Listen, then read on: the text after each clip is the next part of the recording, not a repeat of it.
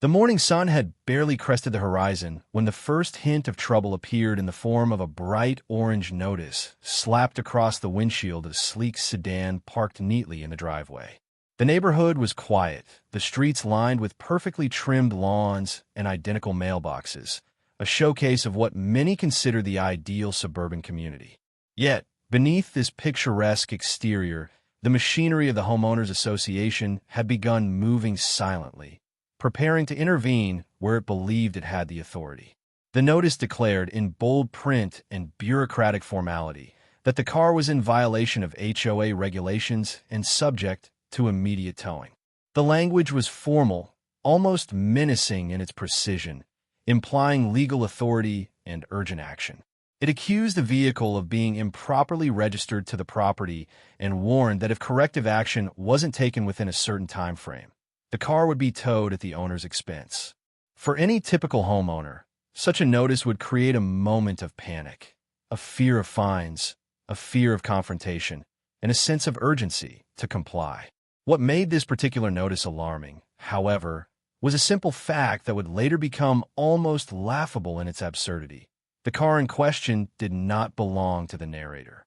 It wasn't their car, hadn't ever been their car, and yet the HOA had already labeled it as a liability.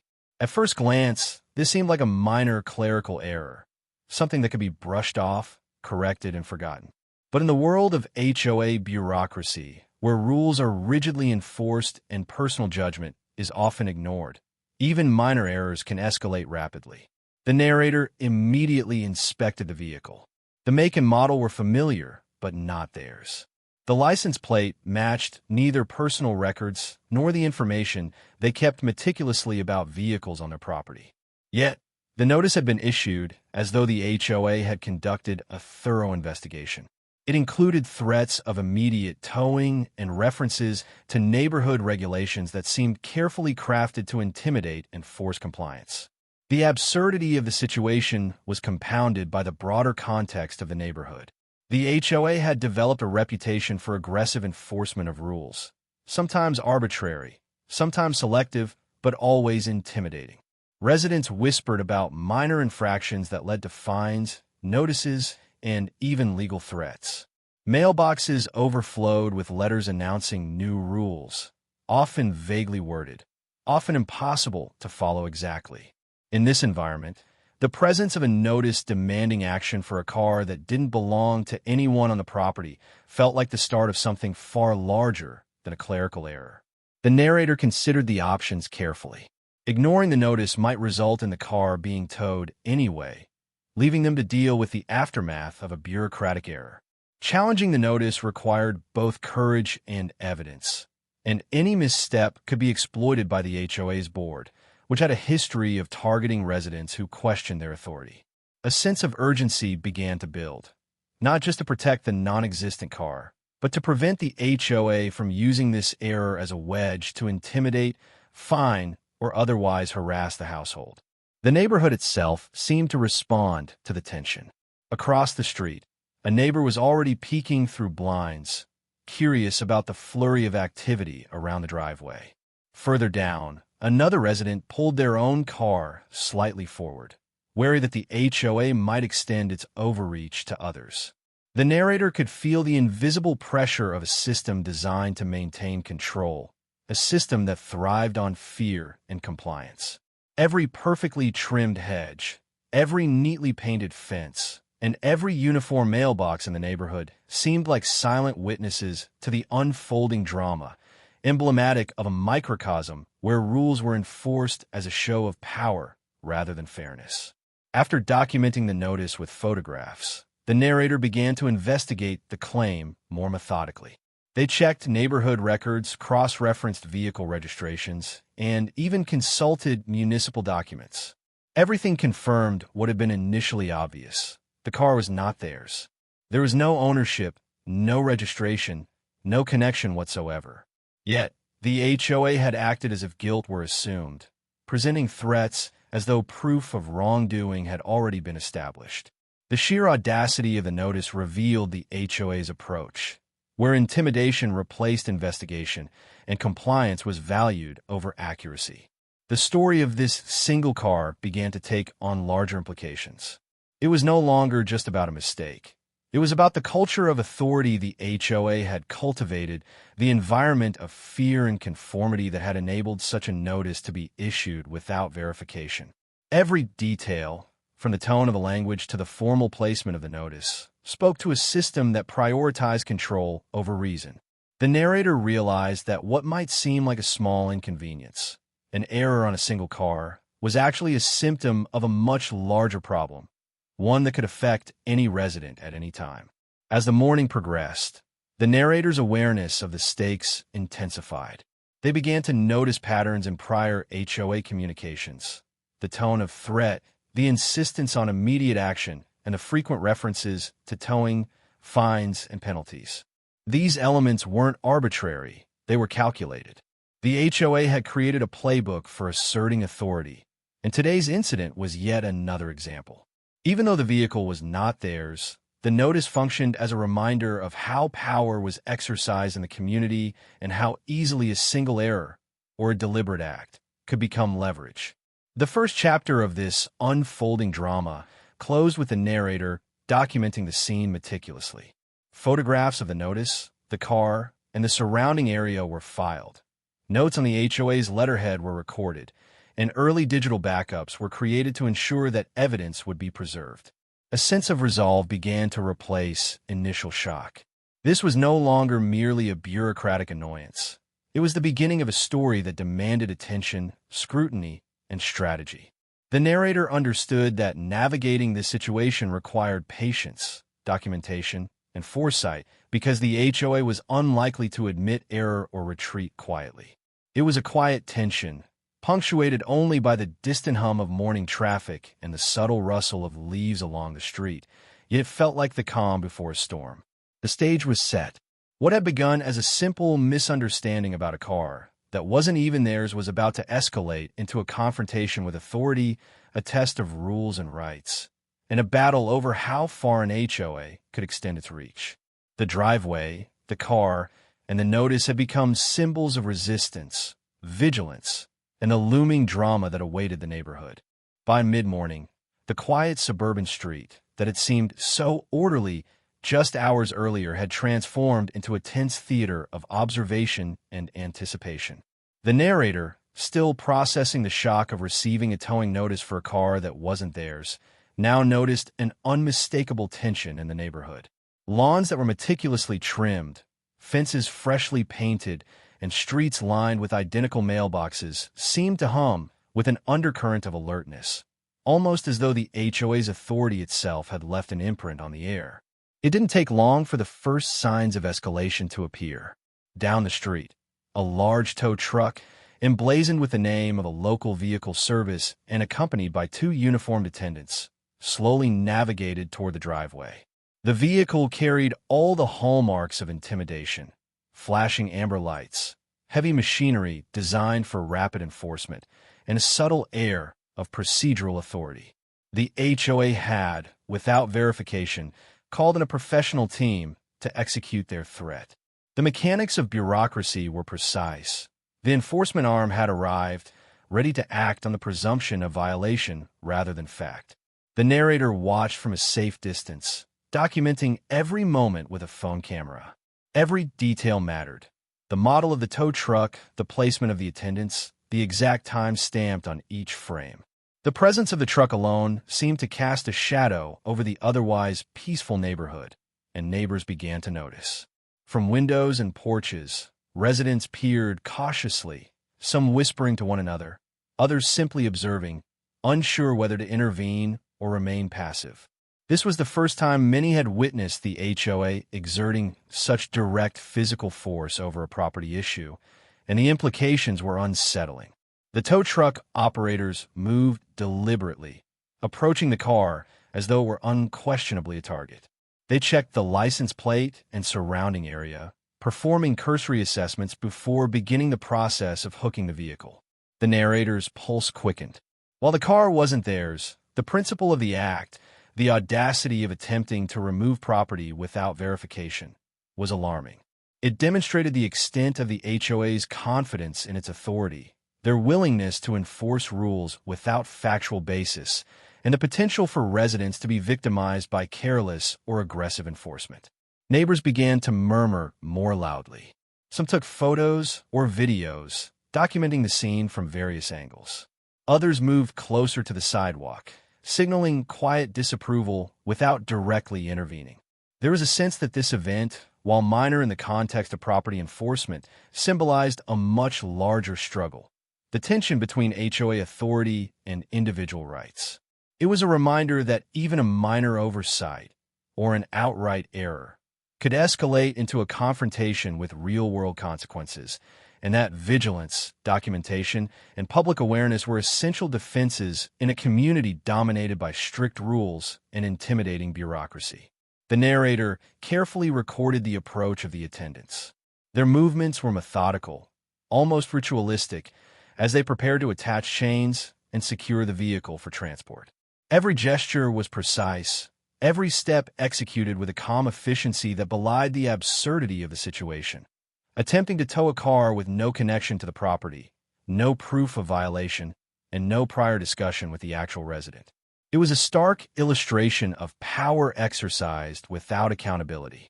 The tension was palpable, stretching from the driveway to the edges of the street, and the neighborhood collectively held its breath.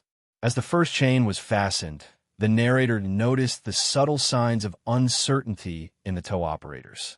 Perhaps they, too, recognized the unusual nature of their task.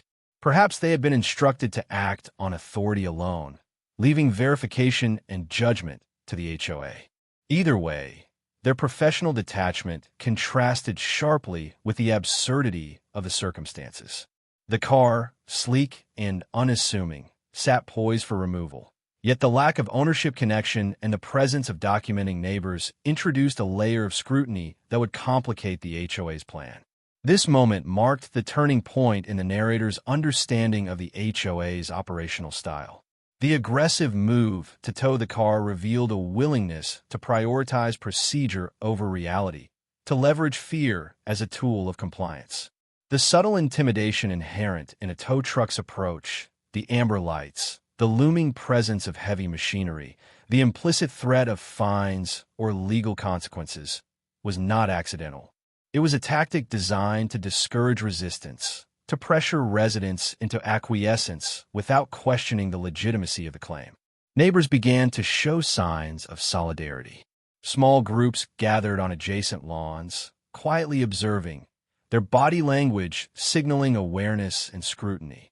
Some whispered amongst themselves, connecting the dots between prior minor incidents and the current escalation. The narrative of community control through procedural overreach was crystallizing in real time, and the presence of witnesses added a new dynamic to the confrontation. The HOA's power, once perceived as absolute, was now under observation, its actions recorded for posterity. The narrator, fully aware of the potential for escalation, decided to act strategically. While direct confrontation was risky, the simple act of documenting the process, photographing every moment, and recording video from multiple angles provided a protective layer. The evidence would serve as both a shield and a sword. Proof of the HOA's misstep, a demonstration of overreach, and a record of intimidation tactics. This was no longer merely about a car. It had become a test of accountability, transparency, and the willingness of authority to adhere to reason and fairness. As the tow operators hesitated momentarily, the narrator seized the opportunity to further inspect the vehicle and surroundings. License plates were cross-referenced, registration stickers verified, and photographs captured every angle. Each click of the camera was a step toward protecting the neighborhood's residents from arbitrary enforcement. Each documented detail reinforced the reality that this car did not belong to the narrator and that the HOA had overstepped its bounds. In those tense minutes, the street transformed into a theater of surveillance and civic awareness. Neighbors who had previously remained passive were now observers, participants in a collective witness of bureaucratic overreach. Even the subtle expressions of the HOA board members, visible in the distance, betrayed unease. Their strategy of intimidation relied on isolation and unquestioned authority, and the presence of witnesses disrupted their narrative. What had begun as a routine enforcement action had become a public lesson in power, oversight, and the limits of procedural control. Eventually, the tow operators, confronted with evidence of ownership and the presence of documenting neighbors, paused. The vehicle remained in place, momentarily safe from removal. The tension hung in the air like a suspended breath, as all parties recognized that the confrontation had reached a critical juncture. The narrator's careful preparation, combined with the vigilance of neighbors, had successfully prevented an unjust removal. Yet the broader implications were clear. The HOA's aggressive approach was real, persistent, and capable of targeting any resident if left unchecked. As the afternoon sun climbed higher, the scene gradually de-escalated. Tow operators retreated, HOA board members conferred in small clusters, and neighbors slowly returned to their routines, though their awareness of the HOA's capacity for overreach had been permanently heightened. The narrator, however, remained vigilant. The incident had revealed patterns, vulnerabilities, and strategies that would inform the next steps in resisting further harassment. The stage was set for a confrontation that extended beyond a single vehicle. It was a struggle over authority, fairness, and the right to protect one's property from arbitrary power. The events of the attempted towing had left a lingering tension in the narrator's household. The absurdity of being targeted for a car that wasn't even theirs had evolved into something more serious. A realization that the HOA's aggressive tactics were not merely errors, but possibly a pattern of intimidation. As the sun climbed higher in the suburban sky, casting crisp shadows across manicured lawns and identical mailboxes, the narrator began methodically organizing the next steps. This wasn't about confrontation for its own sake. It was about understanding the system, documenting evidence, and preparing to defend against the overreach that had already begun. The first step was simple but essential: cataloging everything. Photographs of the car, the orange notice, and the surrounding driveway were uploaded and backed up. Video recordings captured the tow truck's approach, the subtle body language of the HOA representatives, and the reactions of neighbors who had gathered to witness the incident. Every detail was logged, including timestamps and angles, with the awareness that the HOA might later attempt to discredit or minimize the event. Precision in documentation was not optional, it was necessary.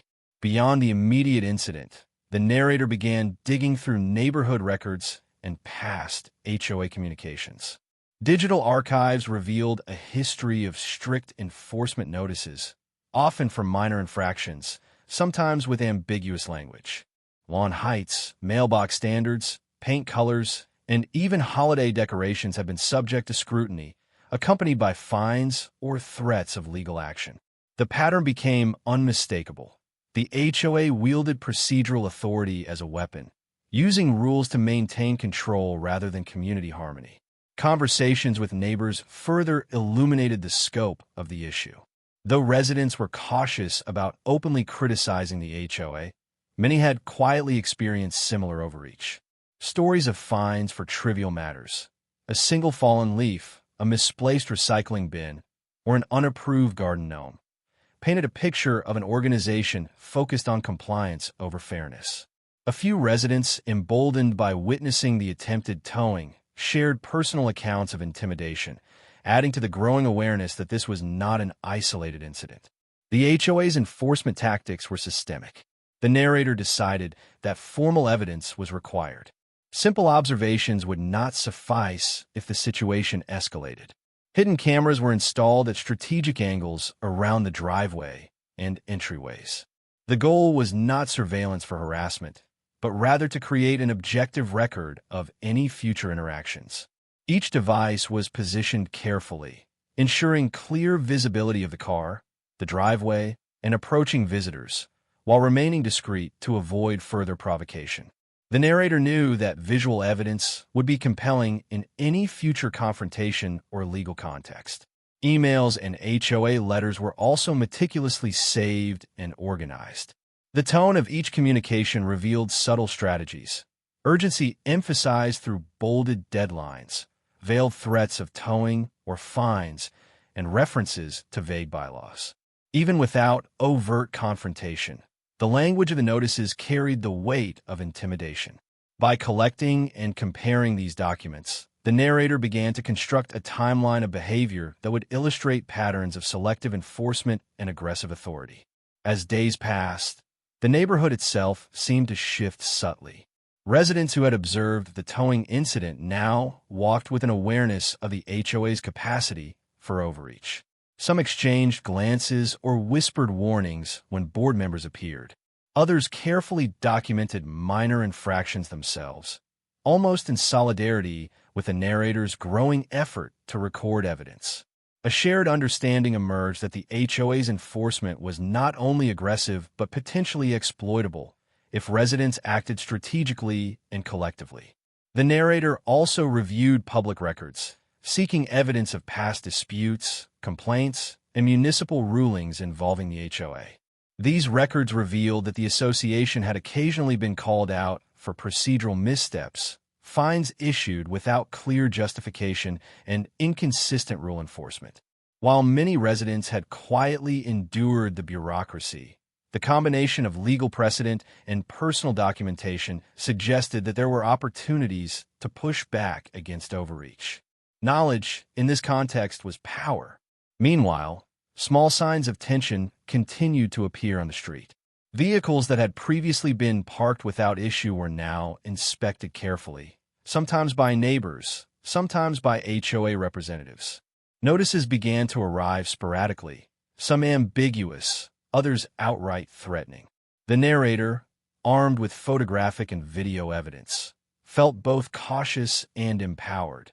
The documentation provided protection, but the HOA's capacity for escalation remained unpredictable. The psychological impact on the narrator was tangible. While there was a sense of vindication in uncovering the HOA's patterns, there was also an acute awareness of the personal stakes. Neighborhood dynamics could be delicate. Reputations, relationships, and property values were intertwined. The HOA's enforcement strategies were effective precisely because they exploited this social pressure. Any misstep or escalation could trigger consequences not just for a car, but for personal peace and property security. This was a high-stakes game played with subtlety, patience, and evidence. The process of gathering evidence also revealed the importance of timing. Many HOA board members conducted inspections during predictable windows: early morning walks through the neighborhood, mid-morning drive-bys, and evening surveillance during residents' absences. By analyzing patterns in prior communications and prior enforcement attempts, the narrator could anticipate the board's movements and prepare accordingly. Strategic documentation required both vigilance and foresight. One miscalculated moment could result in unrecorded harassment or threats. By the end of the week, the narrator had constructed a meticulous archive: photographs, video footage, scanned letters, time-stamped emails, and a growing collection of anecdotal accounts from neighbors. This archive became a tangible representation of the HOA's overreach, a story told through evidence rather than conjecture. It illustrated not just the absurdity of attempting to tow a car that wasn't theirs, but also the broader strategy employed by the association: intimidation, selective enforcement, and the leveraging of fear to maintain compliance. The chapter closed with a quiet moment of reflection. The narrator observed the car in the driveway, noting its calm, unthreatening presence contrasted with the intensity of the bureaucracy surrounding it. The street, with its perfectly trimmed lawns and uniform homes, felt both familiar and foreign, a microcosm where power, rules, and intimidation collided in subtle but impactful ways. The attempt to tow a vehicle that wasn't even theirs had become a lens through which the broader dynamics of authority could be examined, challenged, and ultimately confronted. The groundwork for escalation had been laid. The narrator had evidence, witnesses, and clarity of purpose. The HOA's next move was uncertain, but the stage had been set for a confrontation that would test the boundaries of authority, fairness, and community accountability. The situation was no longer hypothetical. It was a tangible conflict with real stakes, requiring careful planning and strategic action. The morning sun cast long, crisp shadows across the suburban street, illuminating perfectly manicured lawns and rows of identical houses. Yet the tranquility was deceptive. The neighborhood, still reeling from the absurdity of the first attempted tow, seemed to hum with quiet apprehension. From the narrator's vantage point, the driveway looked the same as always, but the tension in the air was unmistakable, an almost tangible weight that pressed against the windows and crept along the sidewalks. The narrator had spent days meticulously documenting, organizing evidence, and speaking discreetly with neighbors, yet the sense of anticipation that something worse could follow was impossible to ignore. It didn't take long for the sense of foreboding to materialize. A second notice appeared, this time delivered by a stern-looking HOA representative, whose posture and expression communicated authority without the courtesy of explanation. The wording was precise, almost surgical, vague, threatening, and insistently urgent. The implication was clear. The HOA had not relented. Their attempt to intimidate had failed, but their determination to assert control was stronger than ever. This was no random oversight. It was a calculated escalation designed to provoke anxiety and compliance. The narrator studied the notice carefully, scanning every line for inconsistencies, exaggerated claims, or violations of procedure. Each phrase was cross-referenced with the bylaws, municipal codes, and prior correspondence. It was immediately evident that the document repeated many of the same errors as the first: claims about the vehicle, assumptions about ownership, and procedural overreach that ignored the basic principles of verification. The HOA's actions were not only aggressive but also sloppy, revealing a combination of arrogance and procedural carelessness that could be exploited strategically.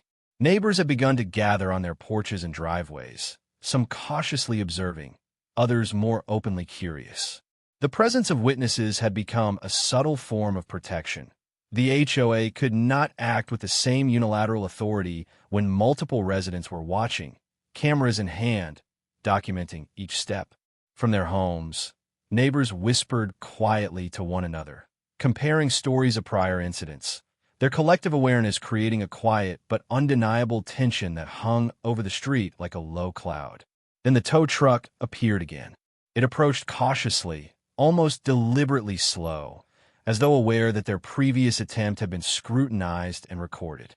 Its amber lights reflected off the freshly polished cars parked along the street, casting fleeting shadows across perfectly trimmed hedges and sidewalks.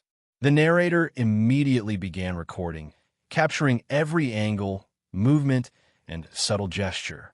The vehicle itself was imposing, its presence a psychological tool designed to intimidate anyone who dared question the HOA's authority. The attendants were methodical, moving with practiced efficiency, but there was a subtle tension in their body language that suggested awareness of the unusual circumstances. Unlike the first attempt, they were hesitant, glancing toward neighbors with cameras and cell phones, weighing the risk of public exposure against the instruction to enforce the HOA's demands. Every action was being observed, and the balance of power felt precarious, teetering between aggression and accountability. The narrator remained calm, strategically documenting the process while maintaining distance. This was no longer simply about preventing an unjust tow. It was about collecting incontrovertible evidence of repeated harassment. Every footstep of the attendants, every glance from the HOA representative, every moment of hesitation or improvised maneuver was recorded, building a comprehensive archive that illustrated both the HOA's overreach and the public nature of their actions. Neighbors began to react in subtle but significant ways. One resident, previously silent, stepped closer to the driveway, phone raised, capturing video. Another leaned on a fence, keeping an eye on the street as a witness. Even those who remained inside were engaged, their presence visible through open blinds, signaling awareness and concern. The narrative of intimidation was now being challenged, not through confrontation, but through observation and documentation. The HOA's assumption of unchecked authority was beginning to unravel. The second attempt at towing became a slow, tense standoff. The attendants attempted to hook the vehicle, yet hesitated repeatedly, distracted by the ever-present recording devices and the watchful eyes of neighbors. The car, innocuous and completely unrelated to the narrator, remained stationary, a silent symbol of the HOA's misdirected aggression. The absurdity of the situation became increasingly apparent, and yet the seriousness of potential escalation, tow, fines, or further threats, loomed like a cloud over the block. While observing, the narrator reflected on the broader implications. This was not merely an isolated incident about a car or a driveway. It was emblematic of a systematic approach to control. By attempting to tow without verification, the HOA revealed a reliance on fear and intimidation rather than fairness or accuracy. The patterns of behavior, now clearly documented, suggested that the HOA treated enforcement as a performance of power rather than a mechanism of community care. Each overreach was both a warning and an opportunity. The warning being the tangible threat of action, the opportunity being the ability to build a record that exposed the abuse. The tension was heightened by the subtle interplay between neighbors. Small gestures, a camera raised, a hand signaling observation, a whispered note passed discreetly, demonstrated a growing solidarity. The HOA's power relied on isolation. When residents acted collectively, even silently, the imbalance shifted. What had once been a private confrontation between authority and a single resident was now a public scrutiny, a neighborhood-level check on arbitrary power. The tow attendants, unable to proceed without increasing the risk of exposure, eventually disengaged. The truck slowly retreated, its amber lights reflecting on the asphalt and the polished vehicles lining the street. The HOA representatives, meanwhile, gathered briefly at the edge of the sidewalk, whispering among themselves with visible frustration. The narrator, calm but vigilant, knew that the battle had been temporarily won, yet the broader war was far from over. The HOA's persistence was evident, and the neighborhood's attention had now escalated the stakes. By evening, the narrator had uploaded the latest recordings, organized new photographs, and updated the archive with timestamp notes. The second attempt at towing had solidified a pattern: aggressive enforcement, repeated mistakes, and reliance on intimidation. The documents and recordings would serve as critical evidence for any future confrontation, whether legal or communal. The narrator now had both the moral and factual high ground, a position strengthened by neighbors' awareness and the meticulous documentation of events. As night fell over the neighborhood, casting long shadows across the driveways and sidewalks, the narrator reflected on the precarious balance of power. The HOA had demonstrated that it could act with audacity and disregard for individual property rights, but the limits of that power were now visible. Public scrutiny, evidence, and neighborly awareness had transformed the dynamic. The once invisible authority of the HOA was now on display, its overreach documented for posterity and potential accountability. The chapter closed on a note of cautious optimism. The car remained untouched, the tow truck gone, and the HOA temporarily thwarted. But the tension lingered. The narrator understood that further attempts, fines, or threats could follow. Preparation, documentation, and vigilance were essential. The groundwork had been laid, not only to resist the HOA, but to expose a systematic abuse of power that extended far beyond a single vehicle.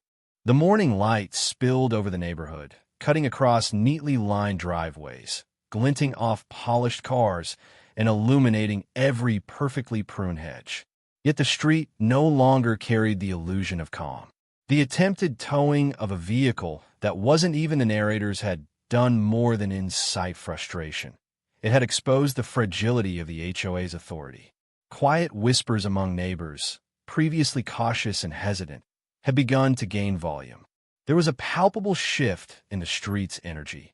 What had once been intimidation and compliance was now met with watchful observation and quiet defiance. The narrator, armed with meticulous documentation from the two prior incidents, realized that the moment had come to expand the circle of awareness. Evidence alone would not protect the household indefinitely. nor would it resolve the underlying abuse of authority. By sharing the truth with the broader community, the narrator could both illuminate the patterns of harassment and garner collective support, a powerful check against unchecked enforcement. The recordings, photographs, notices, and witness accounts were no longer just personal armor. They were instruments of accountability. The initial step involved discreetly approaching neighbors with known experiences of overreach. These early allies, once wary of speaking publicly, began to feel emboldened. Stories of arbitrary fines, strange inspections, and subtle intimidation filled the gaps in the community's understanding of the HOA's methods. With each shared account, the narrator's archive grew not only in factual evidence, but also in the narrative of a systemically mismanaged and power-hungry board. The neighborhood's collective consciousness was awakening, and the HOA's image of infallibility began to crack. To maximize the impact, the narrator organized a structured presentation of the evidence. Videos from the driveway, images of the notices, timestamps, and written records were compiled into a coherent timeline. Each detail, no matter how minor it seemed, contributed to the narrative. Repeated misidentifications, misapplied fines, and attempts to intimidate through procedural threats. The clarity of the record left little room for the HOA to argue their case. What had seemed like isolated incidents now appeared as a deliberate pattern of harassment, designed to enforce fear and compliance through bureaucratic muscle rather than reason. The neighborhood's response was both immediate and tangible. Residents, previously hesitant to confront the board or question decisions, began documenting their own encounters with HOA enforcement. Cameras captured inspections, emails were saved and cataloged, and informal discussions confirmed that the pattern of overreach extended far beyond the narrator's household. What had once been the story of one misidentified car now became the story of an entire community grappling with arbitrary authority. Meanwhile, subtle cracks in the HOA's confidence were emerging. Board members, once accustomed to acting unopposed, now found themselves under scrutiny. The previously unnoticed glances from neighbors, the raised cameras, the quiet murmurings, all contributed to an environment in which intimidation no longer functioned effectively. Every overzealous inspection or unwarranted notice was now not only visible but documented. The power balance that the HOA had relied on, fear, compliance, and isolation, was eroding with each recorded interaction. The narrator also began to employ strategic public exposure, carefully balancing transparency with discretion. Videos and photographs, though shared selectively, illustrated the absurdity of the actions taken against a car that was not theirs and highlighted the pattern of repeated harassment. The recordings were compelling because they told the truth objectively. The overreach, the threats, and the board's reliance on fear became undeniable. Residents who had remained neutral began to question the legitimacy of the HOA's methods, while previously skeptical observers started to voice concern. Tensions escalated further as the HOA, perhaps sensing their diminishing control, attempted a third engagement. Notices were delivered more aggressively, some with added threats of fines or towing, while representatives conducted more overt inspections. Yet these attempts backfired spectacularly. With neighbors now vigilant and cameras trained, every action taken by the board was immediately documented. The street itself became a theater of accountability, where authority was publicly measured and scrutinized. The HOA's overreach was no longer invisible, and its impact was amplified by collective observation. By midweek, momentum had shifted decidedly toward the narrator and the community. A growing coalition of residents, armed with their own experiences and documentation, began planning a larger community meeting to address the systemic issues with the board. This gathering was not merely a confrontation. It was a reclamation of neighborhood agency. The narrative that had been controlled by the HOA, rules, fines, and procedural threats, was now being reframed by those who had lived under its arbitrary authority. The power dynamic was shifting one documented incident at a time. The narrator, reflecting on the evolution of the situation, recognized the transformation that had occurred. What had begun as a single confrontation over a misidentified vehicle had expanded into a broader challenge to unchecked authority. The HOA's reliance on intimidation and procedural overreach had been exposed, and a network of neighbors now shared awareness, evidence, and purpose. The initial anxiety and frustration had transformed into strategic empowerment. Knowledge and visibility had become the most effective tools in resisting arbitrary enforcement. In the days leading up to the community meeting, the narrator continued to refine the archive of evidence. Every photograph, recording, and correspondence was double-checked for clarity and accuracy. The timeline of events was meticulously cross-referenced, ensuring that no claim could be dismissed as anecdotal or biased. The goal was clear. When the community gathered, the narrative of harassment and procedural abuse would be undeniable. Documentation was no longer a precaution. It was the backbone of accountability. As the chapter closed, a subtle but unmistakable energy had settled over the street. Neighbors walked with a renewed sense of confidence. Conversations shifted from private complaints to public strategy, and the HOA's presence no longer inspired fear but scrutiny. The car, innocent and unthreatening, remained a symbol not only of the absurdity of the board's actions, but also of the broader power imbalance now being challenged. The groundwork had been laid for a final confrontation, one where evidence, collective awareness, and strategy would intersect to reclaim fairness, transparency, and control over the community's narrative. The morning of the decisive neighborhood meeting dawned bright and clear, sunlight spilling across the rows of houses as if highlighting the moment of reckoning. What had started as a single absurd incident, an attempt to tow a car that didn't belong to the narrator, had escalated into a full-scale challenge to the HOA's authority. The street was alive with a sense of purpose, neighbors gathering quietly in driveways and front lawns, each carrying phones, cameras, and notebooks, ready to witness and document every moment. The air vibrated with anticipation. For the first time, the power dynamic was no longer skewed in favor of the HOA. Inside the narrator's home, preparations were meticulous. All the recordings, notices, photos, and timestamps from prior encounters with the HOA were arranged in a chronological display, ready to present to neighbors. Every instance of harassment, procedural overreach, and absurd misidentification had been documented, forming a narrative so clear and undeniable that even the most loyal HOA supporter could not dismiss it. The narrator felt a combination of tension and quiet satisfaction, knowing that the truth was on their side. The stakes were high. This was not merely about one car, but about exposing a pattern of systemic abuse that had silently governed the community for far too long. By mid-morning, neighbors began arriving in increasing numbers, curiosity and quiet outrage guiding their steps.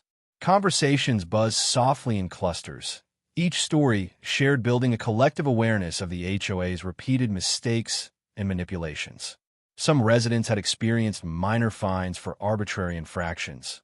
Others had witnessed intimidating letters or sudden inspections, and a few had already documented attempts to claim property for questionable community projects.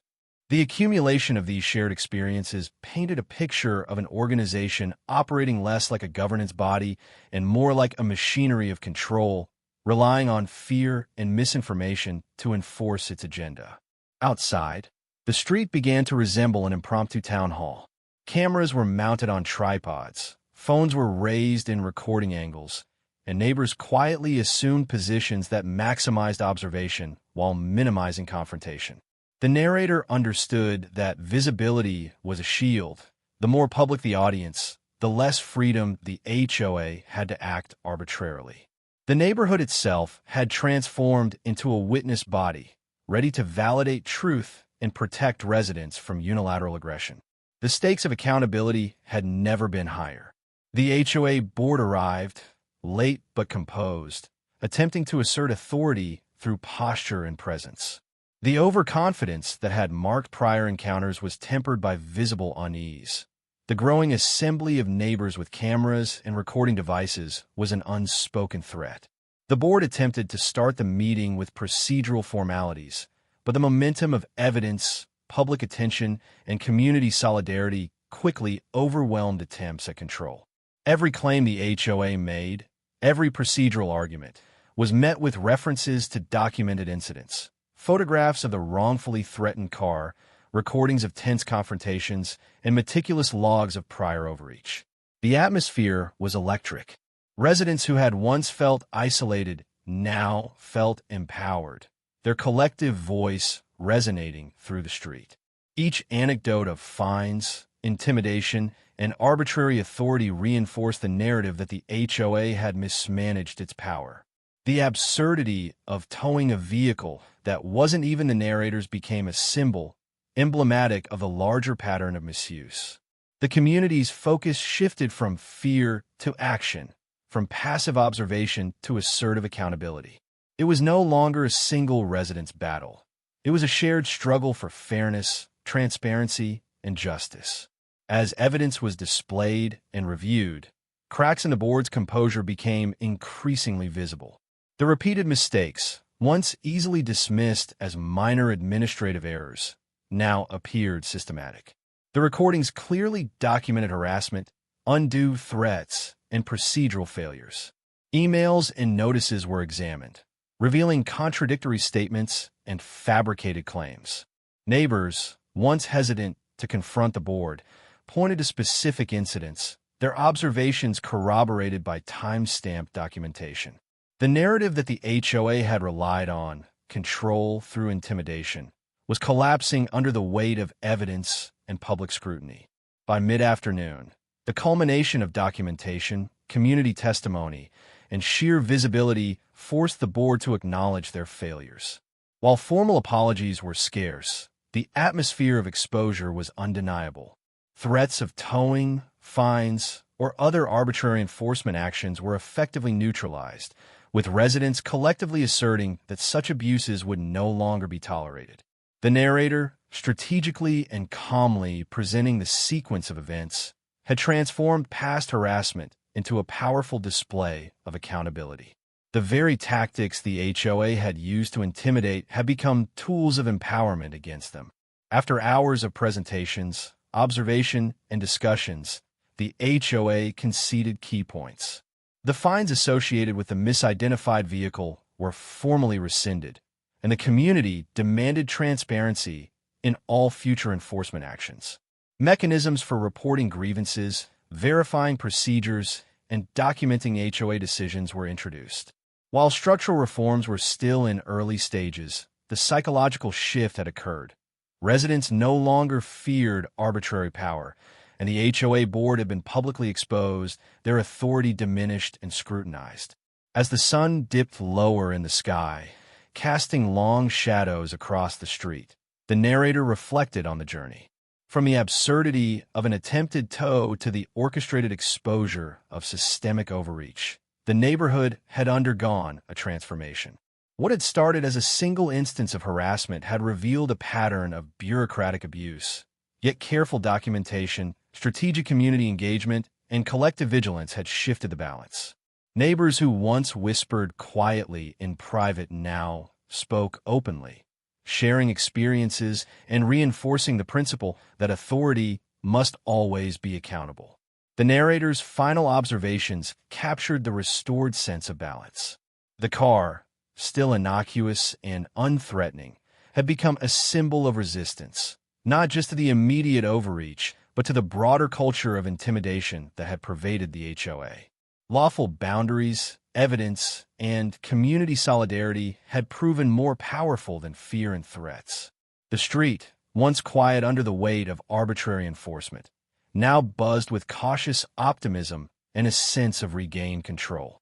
The HOA's overreach, documented and exposed, would serve as a lasting reminder of what happens when authority operates unchecked and what can be achieved when citizens unite with clarity and courage. By evening, neighbors returned to their homes, the hum of conversation lingering in the air. The narrator archived the final recordings and evidence, satisfied that the misidentification, harassment, and threats had been definitively addressed. The neighborhood had not only resisted injustice, but had laid the foundation for future accountability. The battle was won, not with anger, but with strategic documentation, public visibility, and community solidarity.